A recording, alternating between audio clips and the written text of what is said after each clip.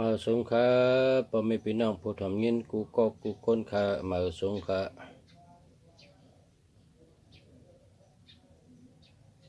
มาสงฆ์ปอไม่พี่น้องผู้ทำเงินกูก็กูคนกะเอาลูกไก่ตุ้ยลูกไก่ล้อมนะลูกไก่ตุ้ยเนี่ยปรับเนี่ย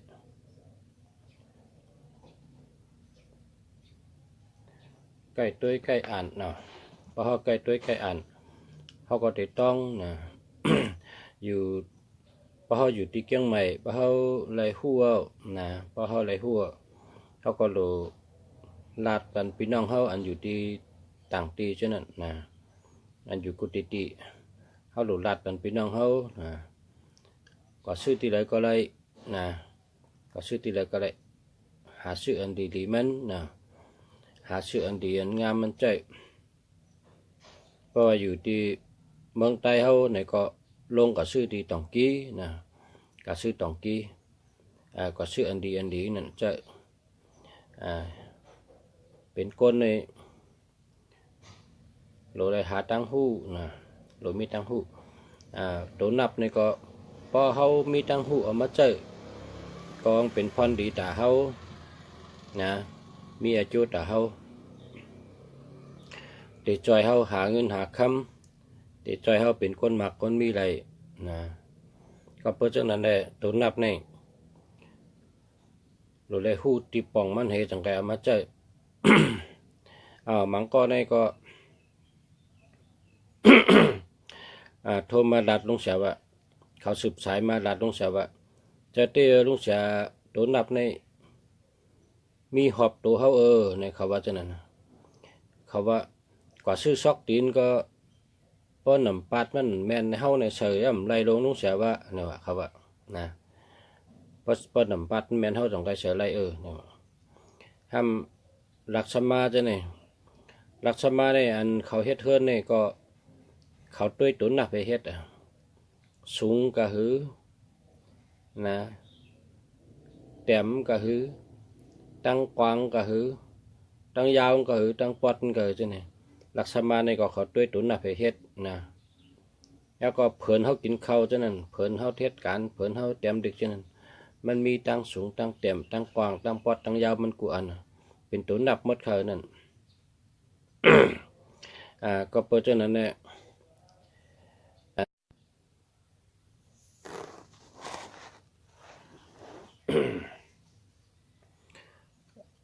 ก็เปิดจังนั้นแหละตัวนับเนี่ยมันโดหูตีป่องมันนะ เมืองเองกะเลดในเปิ้นโกหรือเปิ้นนะเมืองเองกะเลดในเปิ้นโกหรือเปิ้นโกว่าตัวนับ13เนี่ยเปิ้นเอาคำเดียวพอเขาเฮ็ดเฮิรนเนี่ยก็เฮ็ดเป็นจัน1จัน2จัน3จัน4จัน5จัน6จัน7จัน8จัน9จัน10จัน11จัน12เนี่ยครับปอนะเพราะเขาใครเฮ็ดจัน14 15 16กันก็คำแต้ม13เนี่ยนะคำแต้มเขา8แถวเขา8แถวเขาก็แต้ม14ปุ่นนี่จัน13เนี่ยมีนะมีต้นมีกำเดียว13เนี่ยเขาก็แต้มจัน14ปุ่นน่ะ14 15 16 17 18กันก็เด้นะก็กะที่เมืองไทยเนี่ยเขา13เนี่ยเขาเสิร์ชทับมันนะเพราะว่า13ในหลายๆเขาก็เอาเมืองไทยเนี่ยนะก็กะเขาเสิร์ชทับมันเพราะเขาเฮ็ดเฮือน13ตันในได้มันมีเพราะว่าขึ้นถึง12เอาในเขาคอมเสิร์ช13เขามาเสิร์ชทับมันวาง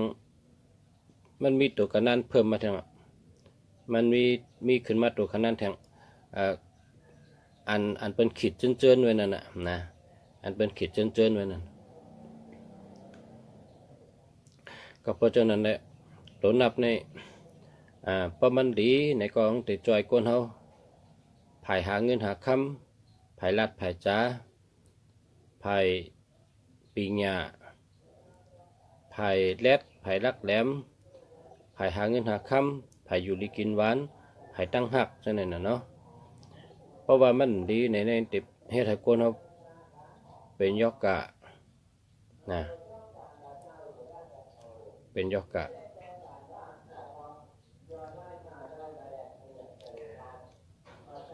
ตัวนับในมานเขาในเขาเอาเจอเฮียอุบบ้านอุบเมืองอุบเมืองขังอุบเมืองยางอุบเมืองช้างอุบเมืองมอนอุบเมืองไตเขาก็เจอตัวนับเนี่ยสมมติด้วยเมืองมันคลองรองหลงอันเฮ็ดไว้ที่เมืองมัน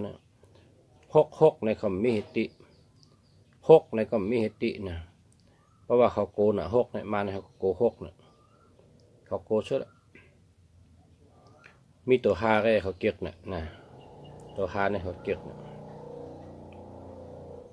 ตัวหกในเขาถึงโกเมืองมันในเขาโกน่ะนะเพราะฉะนั้นเนี่ยตัวนับเนี่ยอันที่ในแกมมันเป็นเฮ็ดไว้อันเท่ากับสอนมาเห็นมาแต่อันที่มันดีเจอในนะ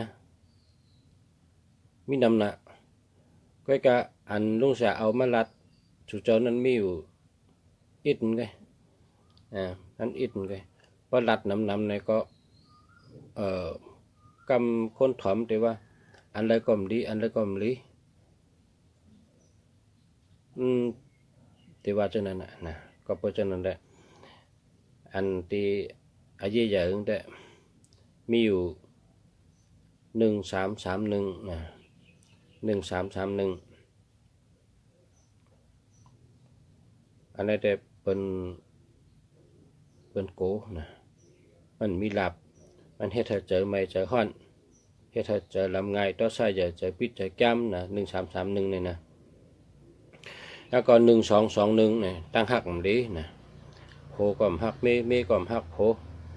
ตะเปก็มหักสาระก็มหักตะเปพี่น้องก็มหักได้ก็มหักนะ1221นี่นะก็ใน1881แง่เป็ดแง่แหลนแง่เป็ดแง่แหลนเฮาเหตุการณ์ก็ไรเงินเป็นกูก็แตนเพราะเป็นผมเมกันก็มันแหลนกันแปดกันมันชื่มโยต่อกันนะเพราะเป็นเปิ้นในก็เปิ้นก็ชื่มโยต่อเฮานั่นน่ะเพราะเป็น1881เนี่ยนะมันดี เฮ็ดเฮาเฮ็ดเกจูต่อเปิ้นก็ฮู้เกจูเฮาเฮ็ดดีกว่าเฮาเฮ็ดดีเปิ้นหันนะเปิ้นหันก็เพราะฉะนั้นแหละ1221ก็มลี1331ก็มลี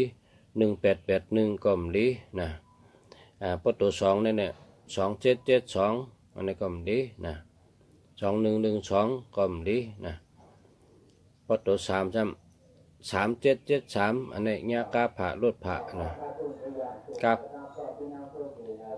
าผ่ารถผ่าพอเขาก็ห้องยาก็เงี้ยชาวบุญเขาเอามิดผ่านะ3773เนี่ยมันดีนะกำใน6776เนี่ยก็มวยลงนะอำตันเป็นก็เป็นอำตันตายก็ตายอำตันรู้ก็รู้อำตันชุ่มก็ชุ่มนะ6776เนี่ยมันดีนะกับในมันก็ทำว่า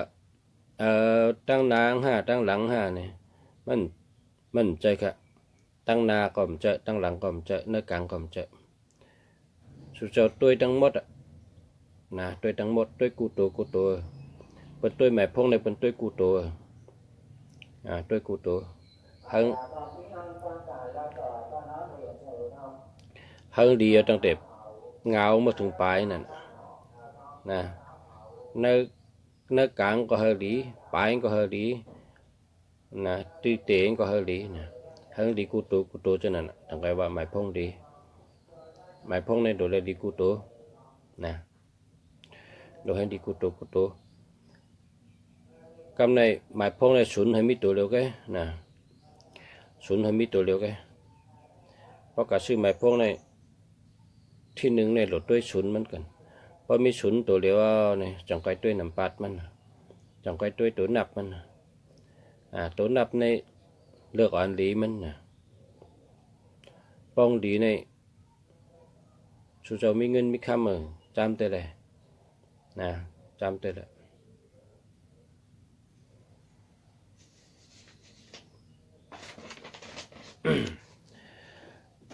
ตัวนับอันดีๆใน828นะ828ในหากมีไว้ในหมายพงเจ้าเก่าน่ะมีเงินแต่เสียเนี่ยมีเงินนำ828นะ828นะ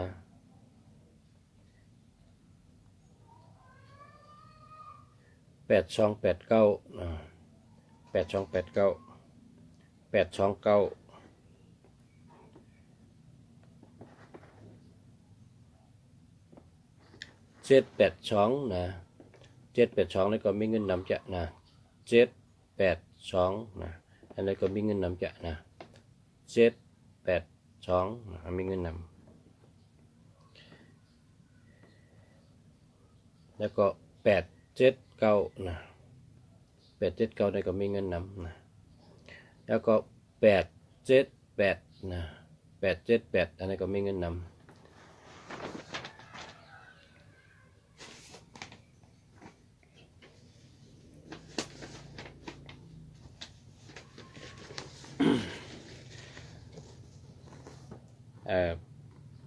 935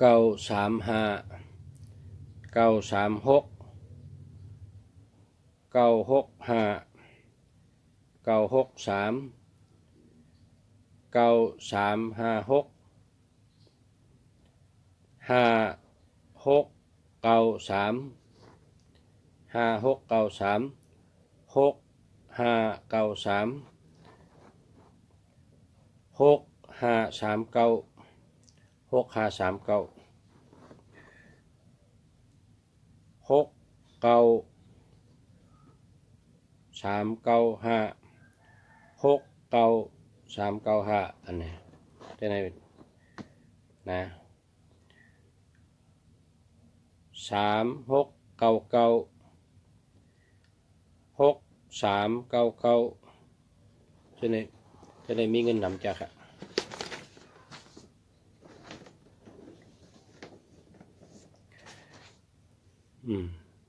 เพราะว่าตัวชื่ออันดีมันนะเพราะมันมีตัวมันดีในก็เอาแปดเลยอย่าไปกับปันเปิ้ลนะเพราะปันเปิ้ลในบทมันเยอะเพราะตัวเจ้าเก่าหัวอันนี้มันดีในเขากับปันเปิ้ลเขาก็เลยบทมันเพราะว่าเขาหัวมันดีในก็เอาแปดเลยอย่าไปลัดเลยเอาแปดเลยเอาแปดแล้วก็ชื่อเหม่อนะอันนี้081 302 3071อันนี้ได้มันดีกะ81ในงา8งาแหลนเปิ้นซื้อมอยู่ต่อเฮาเนาะ13ในเจอไม่เจอแก้มต่อใช้เจอปิดนะ30ในเป็นคนวนนำเจนจ้านำเฮาลาทางก็เปิ้นทอมเฮาลาทางก็เปิ้นเอานะ30นั่นน่ะ02ในขี้ลืมเปิ้นลาทางก็ลืมตั้งหักก็มลี02ในเงินโหนะ02ในเฮาเป็นยอกกะใส่เจ็บต้องเจ็บนะก็ใน30ก็เหมือนกันน่ะเฮาลาทางก็เปิ้นทอมเฮาลาทางก็เปิ้นเอานะก็ใน07ในก้นขึ้นเน็ดหนานะ07นี่นะเป็นตายผักนะเป็นแข็งใช่ไหมเพราะฉะนั้นมันดี081 302 3071อันนี้มันดีครับนะมันดีก็ขาซื้อเหมือให้นะก็ซื้อเหมือให้จะได้ดีขึ้น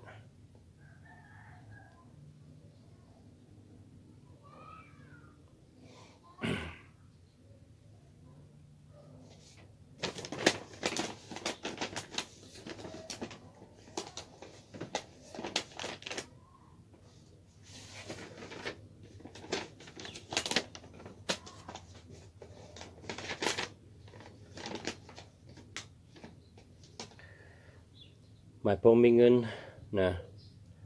424 828 8289 1969นะอันไหนมีเงิน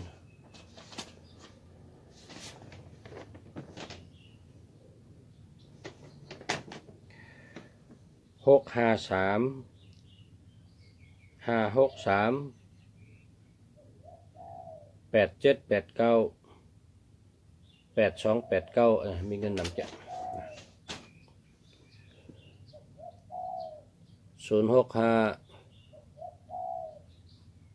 753 5495ม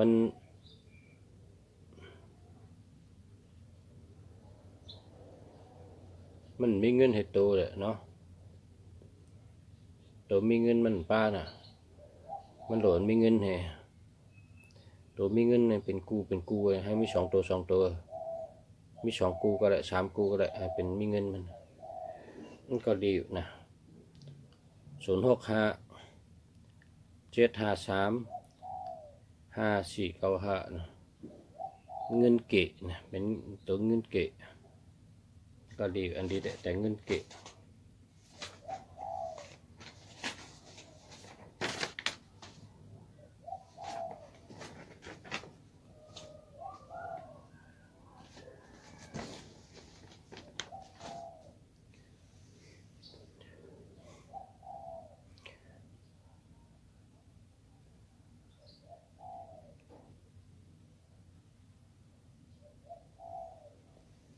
พอเขามีตั้งหักในเรามี424นะ424เนี่ยแปลว่าตั้งหักดีการเงินดีนะพอเป็นคนใจเนี่ย25นะ256เนี่ยคนใจในแก่นะ256นะ25ผู้ยิ่งหัก56มีเงินมีคำนะ256นะแคบจะเป็นคนใจนะ256พอเป็นคนยิงก็424นะ424ในตั้งหักก็ดีการเงินก็ดีนั่นเนาะ635นะอันนี้ก็ดีอยู่นะ635นี่นะ635นี่ก็63นี่ก็ตั้งหักดีตั้งหักเต้หักอ่ำจานหักอ่ำมีวันลืมเนี่ย3663เนี่ยหักเต้นั่นน่ะเนาะเพราะ35เนี่ยเป็นคนใกล้นะเฮ็ดสวนตากแดดเฮ็ดการย้ำผลตากแดดนะมันขำได้มันเยือนได้เนาะเพราะว่า3553ในแข็งเฮ็ดการนักก็เฮ็ดไรเฮ็ดการหยาบก็เฮ็ดไรเนาะมันเป็นคนที่คัดใจคัดข้อเป็นคนที่ตั้งใจเฮ็ดการ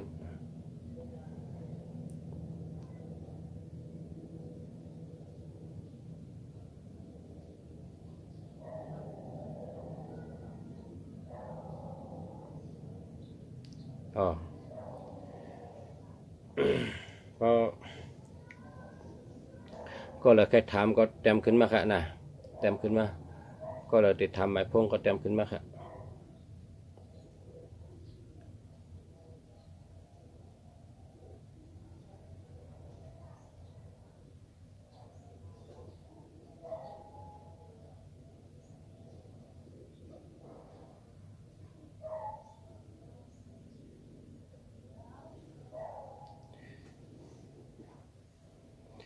หมายพงในเมืองในเกียกเหมือนกันเพราะเป็นเมืองไทยในเขาเกียกเก้านะเขาเกียกนะตัวเก้าในเขาเกียกนะเมืองไทยเนี่ยนะเพราะเป็นเมืองมาทำเกียกตัวห้านะพอไตเอาได้เกียก6นะ6ปั่นขึ้นนะกำไตวัน5ปั่นตก6ปั่นขึ้นนะคนไตเกียก6คนเมืองเขทำเกียก 51685168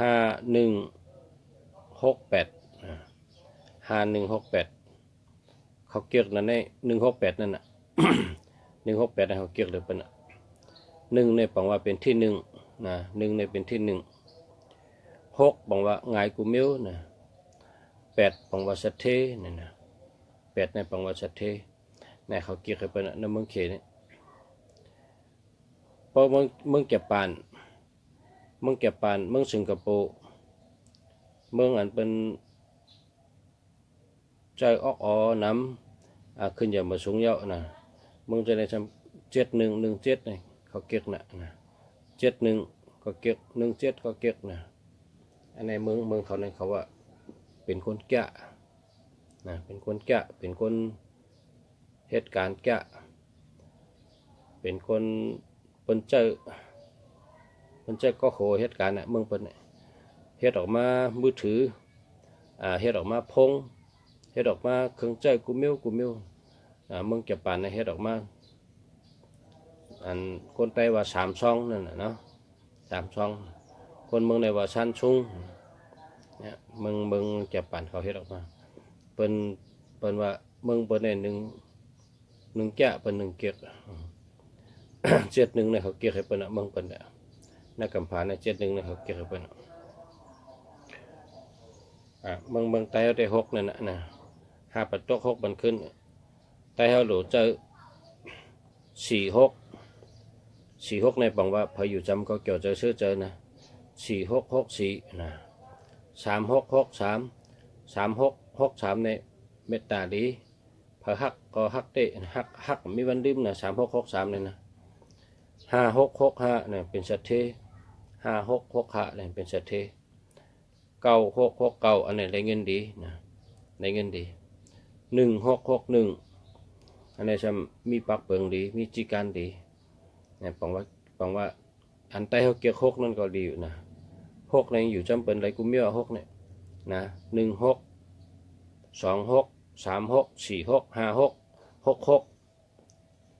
86 96อะไรได้หมดนะดีกูตัวเนี่ยดีกูตัวอันว่ามาเนี่ยนะ094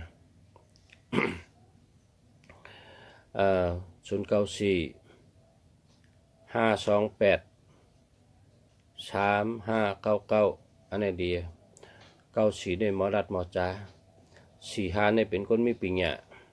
52ในผู้ยิ่งหักนะ28ในมีเงินนำนะมีอำนาจมีบารมี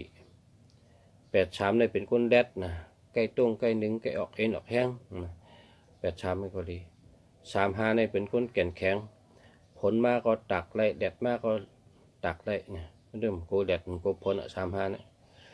599ในปังว่าไล่ลาบลีเป็น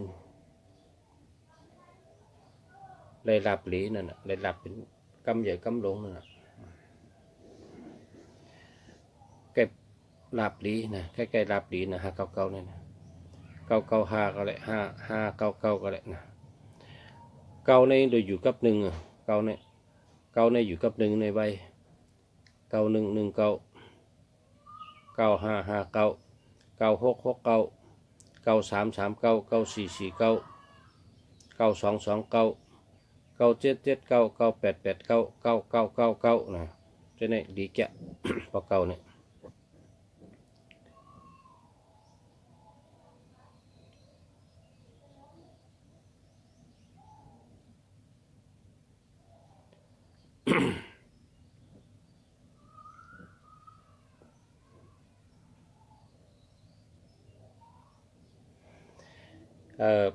พอหันห่างขาขึ้นในชูเจ้าเตรียมถามไว้นะเตรียมถามไว้ตั้งแต่เนี่ยนะลุงเสียติดตอบกันชูเพราะว่าลุงเสียแมนมือตึกลาดูจังไหนก็เตรียมได้ถามได้นะเพราะลุงเสียลาได้เนี่ยก็ เพราะตึกห่างลุงเสียตึกมีอยู่นะเตรียมมาไว้แต่ลุงเสียเนี่ยเตรียมถามมาว่าอันนี้จงดีค่ะเนี่ยลุงเสียติดตอบกันเนี่ย ติดตอบปันกูก็นะเต็มทำมาเลยแค่ทำเบอร์เผยก็เลยนะเขากับหันเสาเขาย้อนเบอร์เสามาเต็มลงไว้เบอร์ในจงมีเช็ดจะเนี่ยนะ สองมีเช็ดจ่าต่อค่าเนี่ยนะเพราะเขาหันเบอร์สาวเขาก็รักเอาเบอร์สาวมาเต็มเขาหลวหูว่าดีมดีนะมันก็มียิ่งเองเป็นมียิ่งดีมันก็นะมันแหลนเขาแหลนเอาเงินเขาเหมันมีโผมันว่ามีเนี่ยเกี่ยวเอาเงินเขาพอถึงมาเขาพูดว่ามีโผนะเขาก็ชมเงินนะมียิ่งมันก็นี่หมดแหลนมีเขาแปดแล้วแปดอะนะคนใจก็หมอแหลนคนใจมันก็มันอักยังมันจนนั้นมันดีก็นะมันมีในคนใจหมอแหลนก็มีคนยิ่งหมอแหลนก็มีพอมียิ่งเขาใครหู้ว่าหมายพงก็ในจังดีฮะนี่ถามลุงแสนนะมันหมอแหลนฮะมันหมอแหลนมันซื้อโยห้ามซื้อโยเอาหมายพงเต็มมาเลยคู่กำเดียวเพราะว่าหมายพงเนี่ยต้นมันเป็นเฮก็หู้หมดนะเพราะเขาหันหมายพงเนี่ยหู้หมดเมื่อเดี๋ยวเนี่ยเปิ้นคนเฮ็ดการลงเนี่ยเปิ้นเฮ็ดบริษัทเนี่ยนะกมณีเนี่ยกมณีพอเปิ้นหันหมายพงเนี่ยเปิ้นหู้เดียวว่าคนก็ได้เป็นหืนเพราะก็ย้อนเหตุการณ์เนี่ยเปิ้นทำหมายพงที่เต็มปันหมายพงไว้เนี่ยพอมือกะเนี่ยเปิ้นอ่านด้วยหมายพง2 ดี 5หมายพงก็แน่เพราะเปิ้นว่ามันดีคนก็แน่เนี่ยเปิ้นก็เอาเหตุการณ์พอหันหมายพงก็หัวว่าเป็นคนดีห้ามใจคนดีเนี่ยเนาะนั่นก็เปิ้นอันไหนหมายพงในอายุใหญ่แก่หมายพงเนี่ยมันหลักว่าโตมันเป็นหือเจอมันเป็นหืออาแก้งมันเป็นหือนะดัดตัดไปคำเดียวโตคนเจอนั่นเป็นหืออาแก้งเป็นหือตั้งยามเป็นหือเนี่ยดัดไปคำเดียวนะก็เพราะฉะนั้นหมายพงในพอเปิดหันหมายพงในเปิดหุ้มเดียวคนก็ในเป็นคนจังหือพอมี7227ในเป็นคนแดนนะต้องไว้นะ7227ในเป็นคนหมอแดนมันชื่มโยมันแปดกินเปิ้นแดนกินเปิ้นนะ7227นะ1881อันนี้ก็ดีนะแปดกินเปิ้นแดนกินเปิ้นนะ188112211331677618813773เนี่ยคนจะในเนี่ยอย่าไปยุ่มเขาแล้วนะอย่าไปยุ่มพอหันหมายพงเป็นมีตุ่มดีก็ว่ายุ่มได้คนก็ได้1881อันนี้ก็ยุ่มได้6776อันนี้ก็ได้2772อันนี้ก็ได้3773อันนี้ก็ได้1881อันนี้ก็ได้นะอย่าไปยุ่มด้านละนะได้หรออันแมกแร่นั่นน่ะแมกแร่ในต้นห้องหางคำไตนี่ปิญญาที่เป็นเปียเอาบกบ่องเปียวมันเดให้กำจันเงินออกมากำจันเป็นงูออกมากำจันเป็นโคออกมานั่นน่ะหมายพงเขานั่นเขาใช้58นั่น5885นะฉะนั้น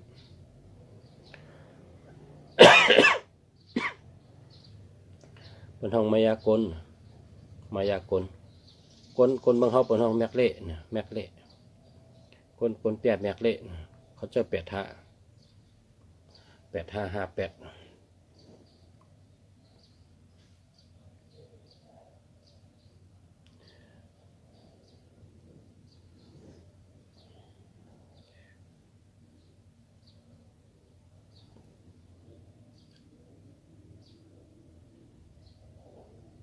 พอมีตัว599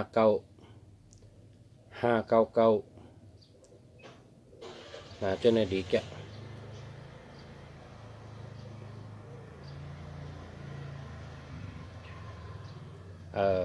ตัวดีๆเนี่ยมีนำเต็มเมืองนะ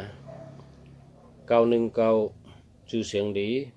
939เฮ็ดสังกอเป้เปิ้น949ลัดกำเปิ้นปีเนาะลัดกำเอ็งเกเล็ดก็ปีลัดกำเคก็ปีลัดกำสังก็ปีหมดนะ949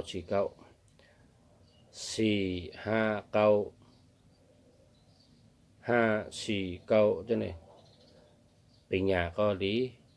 nhàn có giờ bình nhà có giờ tăng đạt có lý nè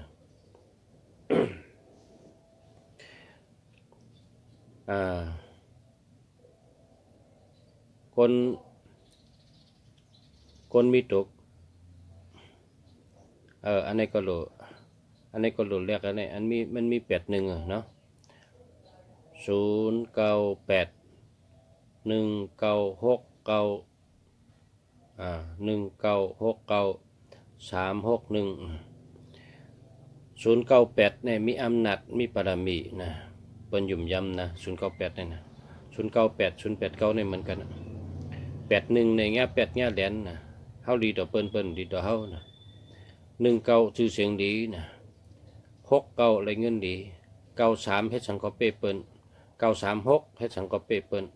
61มีปักเปิงดีนะมีปักเปิงดีก็81นั่นน่ะ81นี่โหลเป็นโหลแรกโหลหามามันดีกูตัวน่ะฉะนั้นดีกูตัวได้ว่า81เนี่ย81เนี่ยมันเฮาเฮ็ดดีเปิ้นว่าเฮาดีนะหามาครับเนาะหามา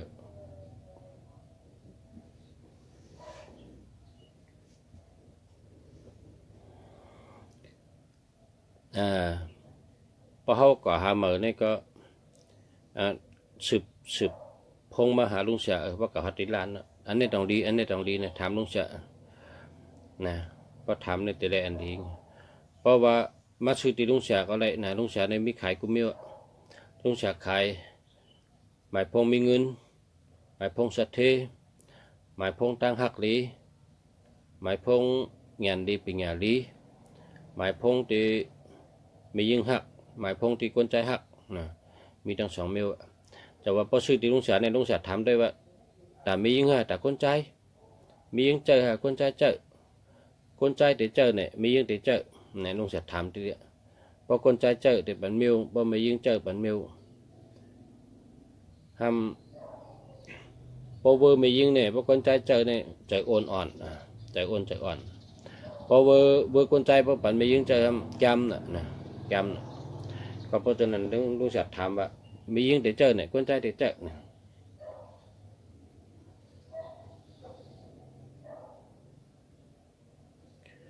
คนใจใจหามียิงเจอถามไป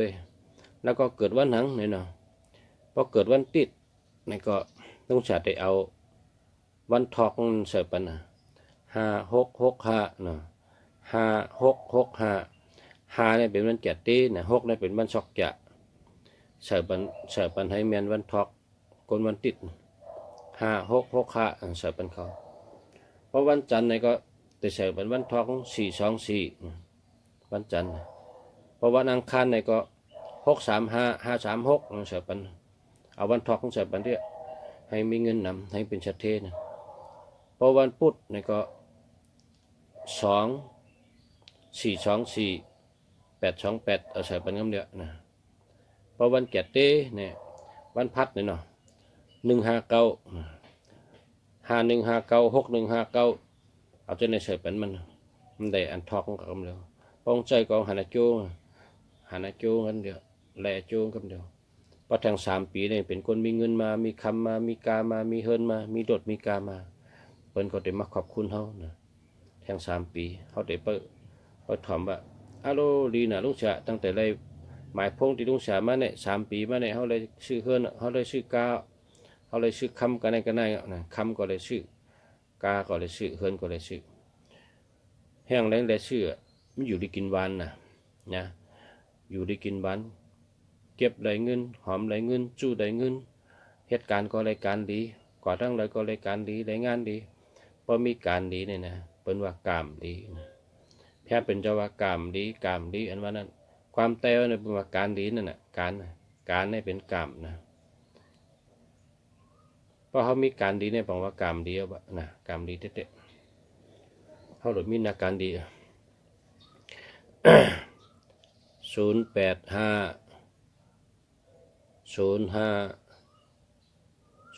ก็5909อันนี้0นำหน้าลง0มี3 ตัวกัน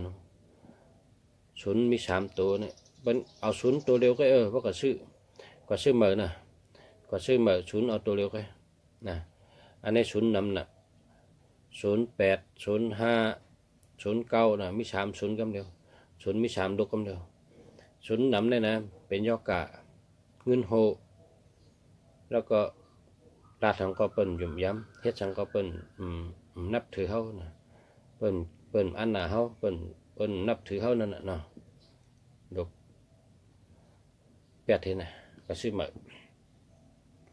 0992563368อันนี้แก่นอันนี้ดีทนอ่ะอันนี้แต่099นี่นะลีว่าดีนะ099925อันนี้ก็ดีแต่ดีว่าอันนี้256นี่เป็นสัตเทนะอันนี้แต่ดีกุเมียวเนี่ย63ก็ตั้งหักดี36ก็ตั้งหักดีเงินดี68ก็ไม่เงินลุงเสียก็เจอ68ด้วย68นี่ดีนะลุงเสียเนี่ยแต่68เนี่ยเจอมาหมอก8 ปีนะ8 ปี68ดีเตดีว่านะดีกุเมียวนะ68ในปังว่า6ปังว่าง่าย8ปังว่าสัตเทนั่นนะ0959695646อะโลเว้ยอันนี้แคมจะให้แคมก็แคมดีก็ดีมีเงินก็มีเงินเกี่ยวก็เกี่ยวอะโลเล่นพวกข่อยอะไรแหละนั่นแหละข่อยมันนั่นแหละพวกข่อยมันรักแท้คือพ่อแม่จะอันหักเขาเต้ๆเนี่ยเป็นพ่อแม่เขาเนี่ยหักเขาเต้เนี่ยพ่อแม่เขาเนี่ยเขาก็หักพ่อแม่เขาเต้ๆต่อตัวชักเขาเนี่ยพอยังมีลมหายใจเนี่ยพอตึกถอยใจเขาออกเนี่ยเขาหักพ่อแม่เขาเต้ๆพอเขาแม่เขาเนี่ยเขาหักเลยเปิ้นโผก็มันหักเตะเมก็มันหักเตะโผก็กำเป็นไม่ห้างวะกำโผรักกับมีเมน้อยวะกำโผเอาเงินกัดล่องวะกำโผเอาเงินกัดจินเดาวะกำโผมาป้อวะโผก็มันหักเตะ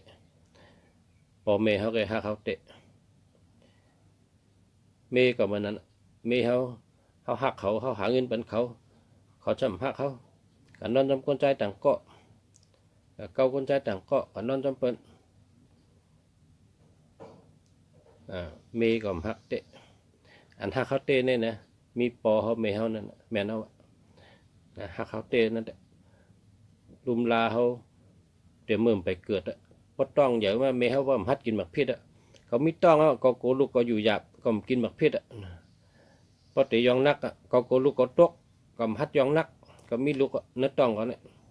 แม่เขาหักเขาแต่เมื่อลุกตื้อมีเนื้อต้องตั้มไปเกิดแม่เขาพอหักว่าลุบกำพอเขาก็ลุบแม่เขาก็ลุบ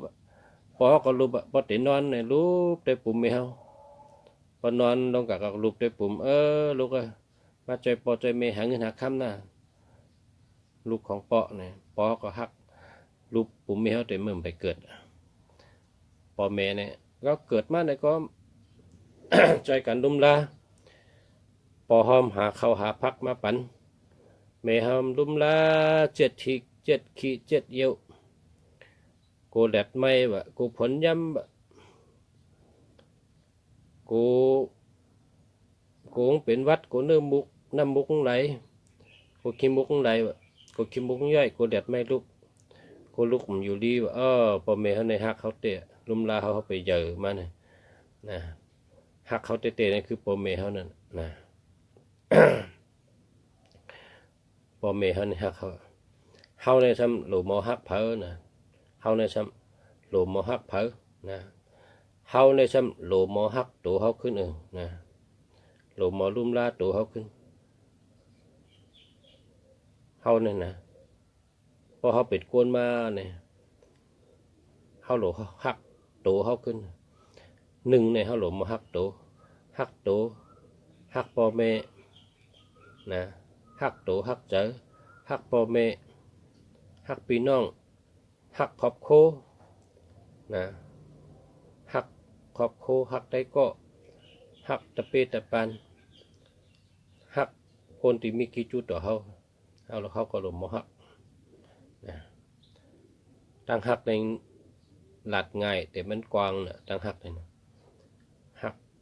โตหักเจอหักพ่อหักแม่หักปีหักน้องหักคนนั้นมีกิจจุต่อเขาหักได้ก็ได้เสียดีตั้งหักนี่ดีแต่ดีว่านะ เฮาในจำเป็นมีต้นหักก็เปิดเฮาไตเฮาในมีต้นหักนัดเถินในเปิ้นห้องต้นหักในมีเป็นต้นไม่ลงบ่ใหญ่ๆมียางแหหักเนี่ยเปิ้นก็เอามาตาเป็ดพอหักตาเฮาก็ตึกน้ำไหลเป็ดเนี่ย พอเขาสารเป็ดสารกล้วยก็เอาหักมาตาปตาตากแดดไว้พองแห้งแล้วเนี่ยเอากล้วยกับตักน้ำแล้วน้ำหัวนะหักในดีเนี่ยหักในเปิ้นเอาตาเฮือเอาตากล้วยว่าหักในดีเนี่ยมีต้นเนี่ยหักกำเนิดตัวแทง0897205748อันนี้มันดีอันนี้เอา8ให้ได้มันมี727227เนี่ยมันดี0550ก็มันดีนะอันนี้เอา8ให้อย่าไปเจอ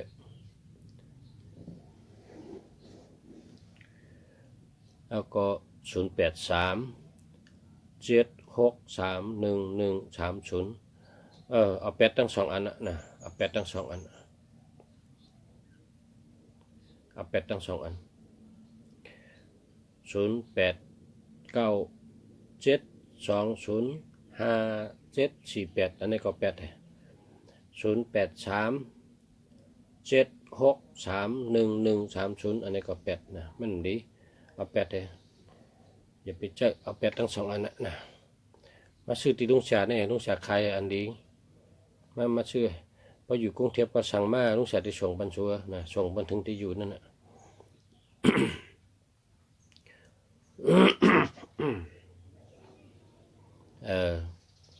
065-753-5495อันนี้เลียวเนี่ยอันนี้ดีกับอันนี้เลียว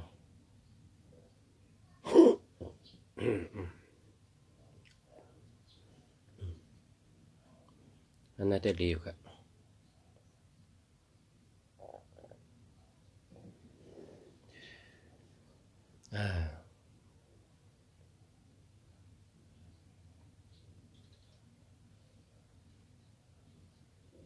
โจมยาวขาประชาดีตัวปันก็เลยนี่ก็นี่เสียงเดินอันนี้ทำอ่องดูอันนี้ทำยิงคำในหมายพงเดียวอ่องรูแน่ๆลูกกับเรียกทั้ง2อันนะอ่องรูเนี่ย8ทั้ง2อันเสียงเดินอันนี้หมายพงเดียวอันนี้เดียวฮักเตะคือโปเมอันนี้ก็เดียวอันนี้ดีหมายพงก็เดียวนะ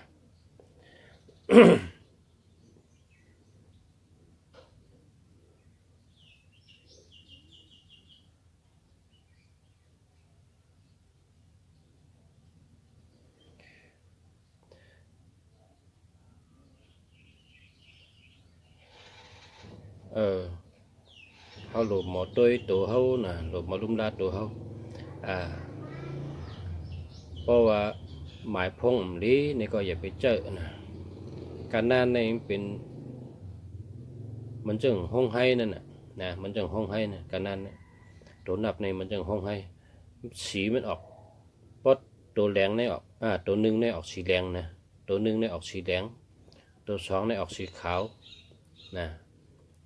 ตัว3จำออกสีจำพูนะสีของเพราะตัว4ออกสีเขียวเพราะตัว5นี่ออกสีค้ำนะเพราะตัว6จำมันออกสี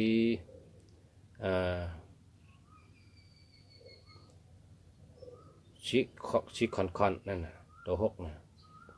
เพราะตัว7ทำสีล้ำนะเพราะตัว8นี่ก็สีล้ำก็แต่เป็นล้ำทั้งเมี้ยวเพราะตัว8เนี่ยนะ อัน ไล่โกไก่อัน2เลยนะ2เขามีเงินมีคำเนี่ยเรามีกุก่อมาเตงนักกาตัวหนึ่งนักกาตัวหนึ่งเจ้าลาหูตัวหนึ่ง2ไว้จอมกันอันนี้มีอำนาจมีเงินมีคำนะนักกาตัวหนึ่งเจ้าลาหูตัวหนึ่งเอาไว้จอมกันนะเขาเป็นไต้กอกกันนะมีเงินมีคำ นักกาในปนตัวในปืนสางในว่าในปืนเจ้าคุณสางเต็มไหมว่าเจ้าจีว่าเนี่ยนะ นักกาในตัวใหญ่น่ะมันตัวใหญ่มากกะฮือเนี่ยกำผาอันเท่าอยู่นี่นักกาในมันเกี่ยวไว้ฉันประหอบเอาตัวเกี่ยวไว้หอบกำผาอันเท่าอยู่นะมันมีตะโคมันพอถึงว่ากำผาในมดกำผาหลองเอานะพอถึงวันหนึ่งมานักกาเนี่ยปรุงกองออกมาพอปรุงกองออกมาเนี่ยก็เป็นตัวสัตว์ในหลุมผ้าเนี่ยก็เป็นตัวสัตว์ตั้งเสียงเนี่ยตายหมดนะตายหมดมีสั่งเลยมิ้วอันนั้นเป็นห้องว่ามานห้องว่ากำผาหลองแต่ห้องว่ากำผาหลองจะมันไงนั่นน่ะเมื่อกูปอกเนี่ยเมืองเขาเนี่ยนะเมืองหวยเมืองลอยเนี่ยมันเป็นน้ำปังไหลจะว่าเป็นลุกเป็นตึงเป็นลุกเป็นตึงจะว่าเพราะการได้เถื่อนในเขาได้หันลอยห้วยลอยห้วยนั่นนะเมื่อกูปอกเนี่ยเป็นน้ำปังไหลแห้งลงก็ลอยก็นำขึ้นมาเช่นนั้นนักการในตัวใหญ่น่ะยาวมันยาวให้เอาตัวหอบกำผาเนี่ยว่าเช่นนั้นน่ะปืนขุนช้างเนี่ยกับในเจ้าลาหูในก็ทำตัวใหญ่น่ะเจ้าลาหูในตัวใหญ่มักกะฮือนี่มันใครมาไว้แพ้เป็นเจ้ามันจังไว้มันตัวใหญ่น่ะมันมาตัวแพ้เจ้าในมาตัวแต่เสียมาหลอมตัวแกมึงบอกเอาเขาในตัวใหญ่น่ะแพ้เป็นเจ้าในฉันเป็นก้นไงตัวเล็กน่ะมันจังไว้มันใครไว้น่ะมันจังไว้แทงปอกมาแพ้เจ้าจังผ่านตะโคเยอะหรือลาหูเนี่ยเยอะหรือเจ้าลาหูเนี่ยเป็นชิปปุ่นเยอะเลยพอเจ้าลาหูมาไว้เจ้าลาหูว่าโอ้แผนเจ้าเนี่ยมันใหญ่ตัวเรียกๆเป็นก้นกันมาล้อมกันเลยก็หันตัวกันเลยก็หันมันก็ว่าหันก็ไว้นั่งไว้กันเนี่ยเจ้าลาหูก็ไว้เผิงไว้แพ้เป็นเจ้าจัง เฮ็ดจังไงไหวขึ้นกับตัวเนี่ยแพ้เป็นเจ้านี่ตัวเยอะเต้เยอะว่านะเยอะเลยเจ้าลาหูเทียงแพ้เป็นเจ้าเนี่ยตะโคงเยอะผ่านให้เยอะก็ได้ผ่านให้เด็กก็ได้แทนเจ้าในเมียดนะ จังไกเจ้าไหวแพ้เป็นเจ้านะนำมอตชานั้นเป็นกามเจ้าลาหูมาไหวแพ้เจ้านั้นการในซ้ำเจ้าลาหูในตัวใหญ่มักกะฮือเนี่ยสุเจ้าชินจ้าด้วยดูอมกลางวันก็ได้อมเดินก็ได้นะพอเจ้าลาหูมาอมเดินในก็เดินในรับสิ่งพิษดำพิษทั้งเนี่ยนะมันเยอะเต้เยอะว่ามันรับเอาเดินเพราะรับสิ่งกว่าอะไรกำในเจ้าลาหูเนี่ยนะป้องกับปิกกลางวันปะเนี่ยกลางวันหวาดเนี่ยปะน้องกลางวันหวาดเนี่ยรับสิ่งพิษเมืองคนในรับสิ่งพิษนะนั่นอาจูปกไก่เจ้าลาหูเนี่ยบอกว่าปันกัดเย็นตอนหนังตาวันไม่ว่าไม่เจ้าลาหูยังกะอมรับสิ่งพิษเลยเพราะเจ้าลาหูกะอมแบบนี้ตาวันก็รับสิ่งกำผาในรับสิ่งหมดในเมืองโกนในรับสิ่งหมดก็เพราะฉะนั้นนะเจ้าลาหูในใครดัดนี่ว่าเขาในตัวเยอะ อมเลือนก็เลยอมกลางวันก็เลยนะป้องเจ้ากะอมเลือนแบบก็รับสิ่งพิษป้องกะอมกลางวันก็รับสิ่งพิษจังว่าแพ้เป็นเจ้าจอยไว้นะแพ้เป็นเจ้าจอยไว้ว่ากลางวันนี่ก็เป็นก้นเขาเมืองเป็นก้นนั้นเลยลองซ้อมแพ้เป็นเจ้าเหลือนนี่ก็เป็นก้นเมืองเป็นก้นก็เลยลองซ้อมแพ้เป็นเจ้า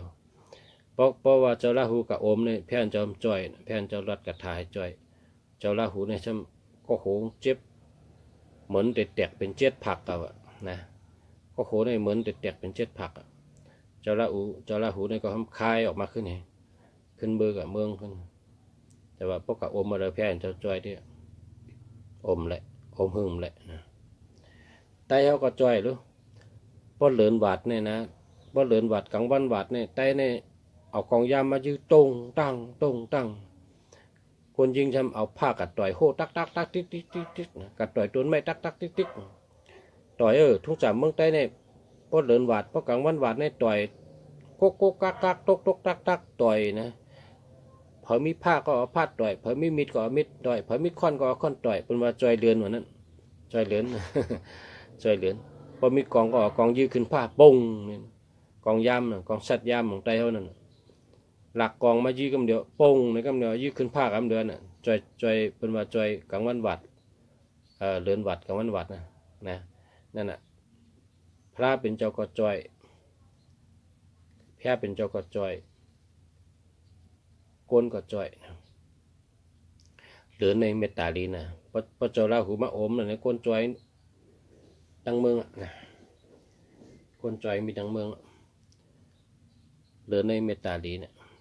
เมื่อเขาปีน้อง3ก็กับลองซ้อมเมื่อเขาเป็นก้นเขาอุบกันเมื่อกลางค่ำนะครับว่าเมื่อพวกนี้เขาลองซ้อมพระเป็นเจ้าหน่อเนี่ยเมื่อพวกนี้กันในเขาก็เมื่อพวกเขาลองซ้อมแผ่นเจ้าหงเขาหงพักเขาดีพักวันเขามีปีน้อง3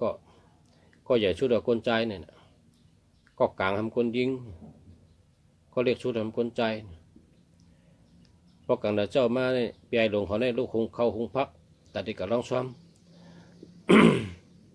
อันคนยิงเนี่ยพอตื่นมาหลวงกับเหตุการณ์อันน้องใจพอตื่นมาหลวงกับเอาพื้นน่ะเถินมาก็ในคงเขาสุกพักสุกเนี่ยคนกะหาพื้นก็ไปมาคนกะหาพักก็ไปมาน้องยิงกะหาพักก็ไปมาน้องใจกะหาพื้นก็ไปมาแปลหลวงคำว่ากำมันลาแปดเดินได้หลวงมือลองซ้อมกำตันแผ่นเจ้าเนอะแกกำตันในลองซ้อมกำเจ้าขอซุ้งซ้อมเหี่ยวในหลวงเน็ตมือแปลหลวงเขาโคตรเอาเขาไม่พักไม่ให้มือลองซ้อมเขาไม่พักไม่ลองซ้อมเพิ่งตายในเลยกับเป็นตาวันนั่นน่ะเนาะกับเป็นตาวันน่ะเลี้ยงหืดจอดกำพาแต่ว่าตาวันในใหม่เนี่ยคนได้หลุดร้องซ้อมเขาไม่พักไม่ก็ไม่วันจังตาวันนั่นนะกำในน้องยิงจำปอมาปีไอเขาก็ร้องซ้อมย่ำเปิดเก่าในเขาติดกับร้องซ้อมเขาให้ตันแผ่นเจ้าซุ้งซ้อมแต่มาโคตรเขากัดเอาน่ะเขาก็กัดพักก็กัดโคตรเฉยในวันเงินก็ที่หนึ่งในปีไอเขาเนี่ยเฉยก๊อกคำให้กับร้องซ้อมก๊อกคำข้อที่2เนี่ยคนยิงเนี่ยฉันก็เงินให้กับลองซ้ำเข้าก็กัดพักก็กัดมันก็สุดตองว่าข้าเกิดมาเป็น จัดนาเนี่ยครับมีกัดเย็นเข้าก็กัดพักก็กัดค่ะกัดเย็นค่ะ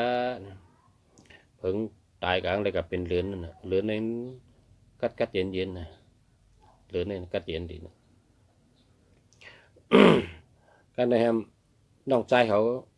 คนใจในดวนกระเด็ดเถื่อนในกำกับเฮ็ดเมลกำกับปื้ดนกปื้ดหนูกำกับหาพื้นกำกับหาหมักไม่กินนานมาน่ะ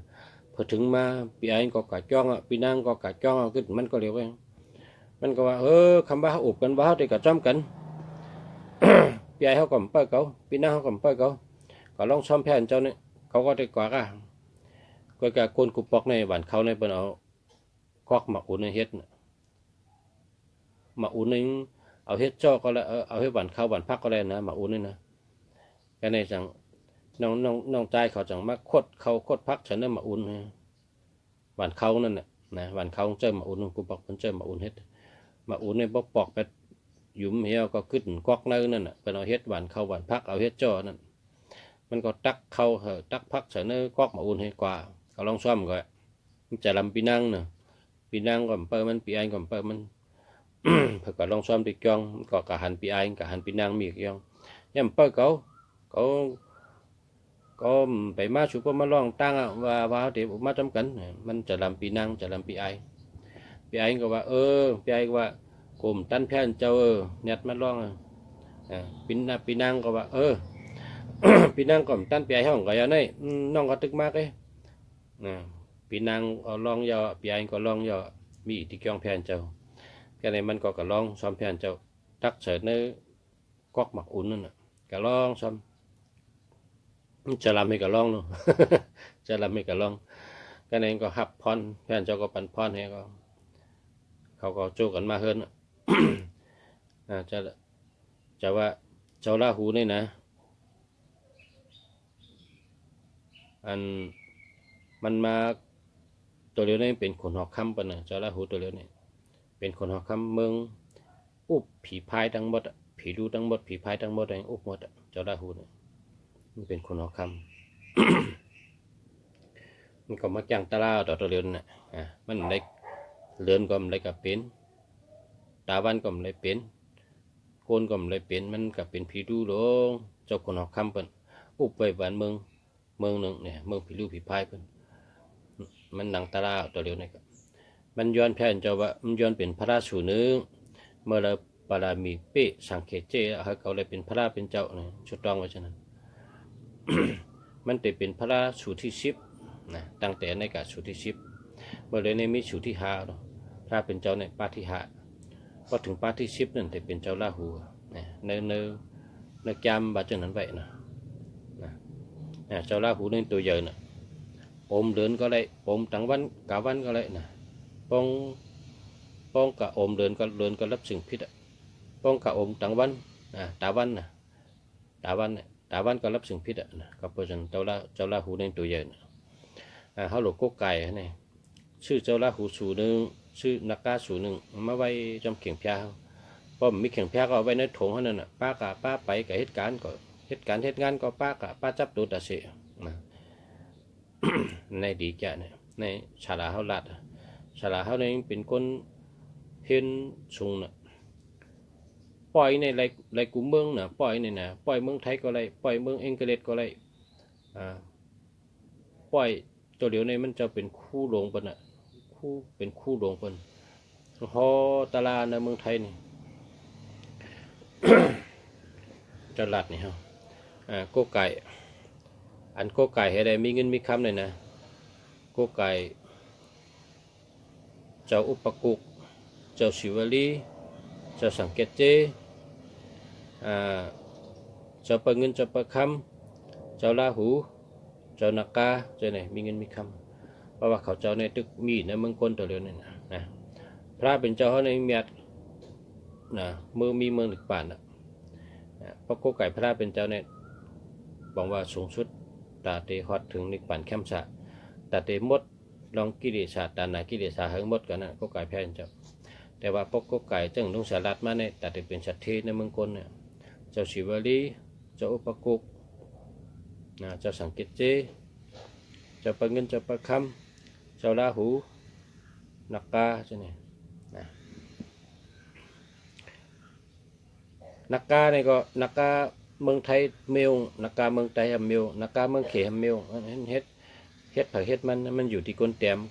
เพราะว่าตัวเตเนี่ยผมพันนะเป็นตัวเนื้อดิกเนื้อลายให้เจ้าปิงอาชีเขาปิงภูมิตั้งหูเขาเจ้าแต้มไปก็แต้มออกมานะนักกาเนี่ยตัวเตเป็นหือผักผมพันก็ เมืองเขก็แต้มเมียวเมืองไทยก็แต้มเมียวเมืองไทยเขาแต้มเมียวนักกาเมืองไทยก็เป็นลายมือเมืองไทยเมียวนักกาเมืองไทยก็เป็นลายมือเมืองไทยเมียวนักกาเมืองเขก็เป็นนักกาเขนักกาลายมือเขเป็นทางเมียวนักกาเนี่ยก็มันเหมือนกัน